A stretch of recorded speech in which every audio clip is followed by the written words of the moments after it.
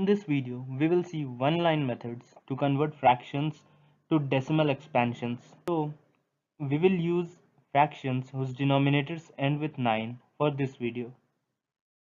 And we will discuss three separate methods. And these methods are really easy than the long division method. And there is very less scope of any error in this method. So, in short, what is a fraction? Anything written in the form of p by q is called a fraction. So p and q must be integers and q must not be equal to 0. And for this video we will take q as a number ending with 9. That is, it has 9 at its units place.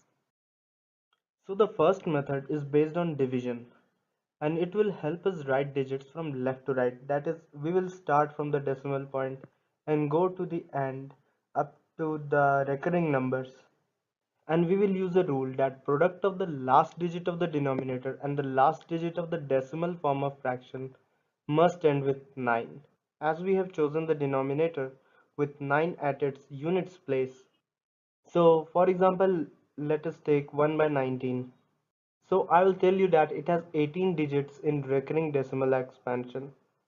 So to know how many numbers are there in recurring decimal expansion, we will see that in future videos. So one more than the previous one, we will use this rule. That is, the number just preceding 9 is 1 and more than 1 is 2. So now let us see the second point. The last digit of the denominator is 9 and let us say the last digit of the decimal form of fraction that we don't know be x. And if we multiply them, we will get a number with 9 at its units digit. So x can be any digit, but we can see that x is equal to 1 only satisfies our solution. So x must be equal to 1 only. So if we had 1 by 49, then 1 more than the previous one would have been 5, as the 4 is preceding the 9. So we will start with 1, that is, we will take the dividend as 1 and the divisor as 2, which is 1 more than the previous one. So here our most important parts are the quotient and remainder, which will give us the decimal expansion. So first we will write the decimal point and then we'll write 0. As 1 is our remainder, so we'll write 1 above the 0. Now our dividend is 10. That is, we will take the remainder and the quotient together to be as the dividend. And now we get the quotient as 5 and the remainder as 0. So we will write 5, and as the remainder is 0, we need not write it. So now our dividend is 5. Again we will write the quotient 2 and above it we will write the remainder 1. Now our dividend will be 12. We will write the quotient 6 and we need not write the remainder. Now the dividend is 6 and we get a quotient 3. In the next step, the dividend is 3 and we get a quotient 1 and a remainder 1 also. Now our dividend is 11. We get the quotient as 5 and again a remainder of 1. Now our dividend is 15. We get the quotient 7 and a remainder of 1. Yeah. So now our dividend is 17. So we get the quotient as 8 and the remainder as 1.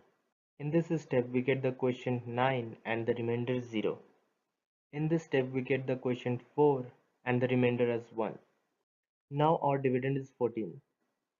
So we get the quotient 7 and a remainder 0. So now dividing 7 by 2, we get the quotient 3 and a remainder 1. By dividing 13 by 2, we get the quotient 6 and remainder as 0. Now our new dividend 16, which gives us the quotient 8 and the remainder 0. So here we get the quotient of 4 and the remainder as 0. In this step, we get the quotient as 2 and the remainder as 0. In this step, we get the quotient 1 and the remainder 0. So in our next step, we get the dividend as 1 and we get the quotient as 0 and 1 as the remainder, which is the same as the starting point. So we need to end our calculations here, and this gives us our decimal expansion, and we need to end our calculations here. We will just put a bar to show the recurring digits, and that's it. And so now for the second method, this helps us write the digits from right to left, and everything is same as the first method. Here, one more than the previous one is also 2, and now we will use this 2 as a form of multiplication. So we will start with 1, as our x has come 1 from the first method, and it will be also the same in the second method. And we will multiply each digit by 2. So 1 into 2 gives 2, 2 into 2 gives 4, 4 into 2 gives 8, and 8 into 2 gives 16. We write 6 and carry over the 1. Now 6 into 2 gives 12, and now we add the carryover to get 13. And we will do this step till we reach the decimal point. So we write 3 and carry over the 1.